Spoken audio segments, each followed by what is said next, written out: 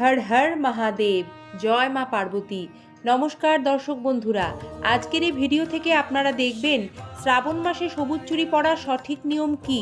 2026 সালে শ্রাবণ মাসে কটি সোমবার পড়েছে, সোমবারের তারিখগুলি কি কি, কোন দিন সবুজ চুড়ি কেনা সপ্তাহের মধ্যে সবচেয়ে শুভ, মাসের মাঝে যদি সবুজ চুড়ি ভেঙে যায় তাহলে সেই ভাঙা চুড়ি কি করবেন, শ্রাবণ মাস শেষ হয়ে গেলে চুড়িগুলি কি করতে হবে, এবং শ্রাবণ মাসে সবুজ চুড়ি পরলে কি নিরামিষ আহার করতে হয়।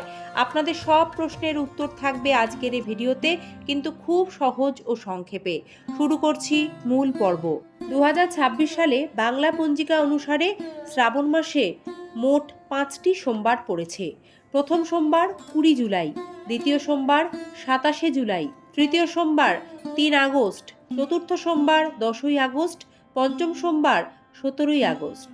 শ্রাবণ মাস যেমন দেবাদিদেব মহাদেবের প্রিয় মাস, তেমন মাতা পার্বতীরও প্রিয় মাস। হিন্দু শাস্ত্রে শ্রাবণ মাস শিবকে সমর্পিত করা হয়েছে। এ মাসে যারা শ্রদ্ধা ভক্তি ভরে মহাদেবের উপাসনা করেন তাদের সমস্ত ইচ্ছা পূরণ হয়। শ্রাবণ মাসে শিব পার্বতীর সাক্ষাৎ হয়েছিল। পবিত্র শ্রাবণ মাসে মাতা পার্বতীর তপস্যায় খুশি হয়ে দেবাদিদেব মহাদেব তাকে নিজের স্ত্রী রূপে স্বীকার করার আশীর্বাদ দিয়েছিলেন। এছাড়াও সবুজ রং প্রকৃতির প্রতীক। শ্রাবণ মাসে বর্ষার আগমনে প্রকৃতি সবুজ রূপ ধারণ করে। সবুজ চুড়ি পরে নারীরা প্রকৃতির এই রূপ উদযাপন করে। আবার জ্যোতিষশাস্ত্র মতে সবুজ রঙকে সুখ সমৃদ্ধির প্রতীক হিসেবে ধরা হয়। শ্রাবণ মাসে এই রং পরিধান করলে পরিবারের সুখ শান্তি বজায় থাকে। শ্রাবণ মাসে দেবাদিদেব মহাদেব ও মাতা পার্বতীর আশীর্বাদ পেতে সঠিক নিয়ম মেনে সবুজ চুড়ি পরলে সৌভাগ্যের বৃষ্টি হয়। শ্রাবণ মাসে কারা কারা এই চুড়ি পরতে পারেন? আপনি যদি বিবাহিত নারী হন, অবিবাহিত নারী হন কিংবা কুমারী, যে কেউই এই সবুজ চুড়ি পরতে পারেন, কিন্তু সঠিক দিন সঠিক সময় প্রয়োজন। শ্রাবণে সবুজ কাঁচের চুড়ি পরার সঠিক দিন হলো সপ্তাহের শুক্রবার ও রবিবার। আপনি যদি ভাবছেন শ্রাবণ মাসে সবুজ কাঁচের চুড়ি পরবেন, তাহলে শুক্রবার ও রবিবার সবুজ চুড়ি কিনবেন।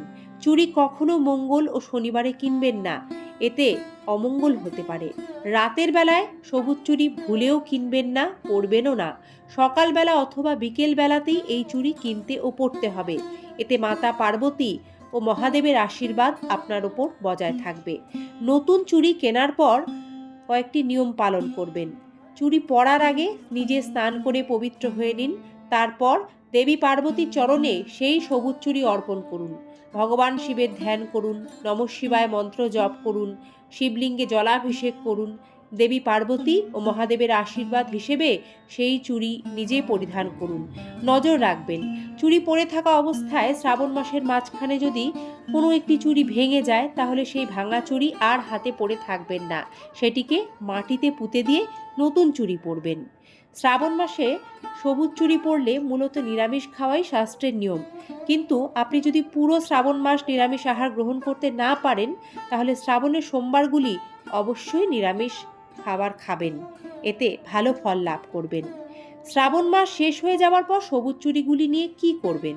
শ্রাবণ মাস শেষ হয়ে যাওয়ার পর সবুজ চুড়ি খুলে ফেলতে হয়। তবে সবুজ চুড়ি খুলে যে কোনো জায়গায় এলোমেলোভাবে রাখবেন না, শুদ্ধভাবে রাখতে হয়। কোনো শুভ অনুষ্ঠান বা ধর্মীয় অনুষ্ঠানে আবার এই চুড়িগুলি পরতে পারবেন। সবুজ চুড়িগুলি খোলার পর একটা মাটির কলসের মধ্যে রেখে ঠাকুরের স্থানে সারা বছর সংরক্ষণ করে রাখতে পারেন। পরের বছর শ্রাবণে পুনরায় এই চুড়িগুলি যদি ভালো থাকে পরবেন। নতুন চুড়ি পরলেও ক্ষতি নেই, তবে এগুলিও সাথে পরতেই পারেন। এছাড়া এই চুড়ি গঙ্গায় বিসর্জন করে দেওয়ারও রেওয়াজ রয়েছে, চাইলে সেটিও করতে পারেন।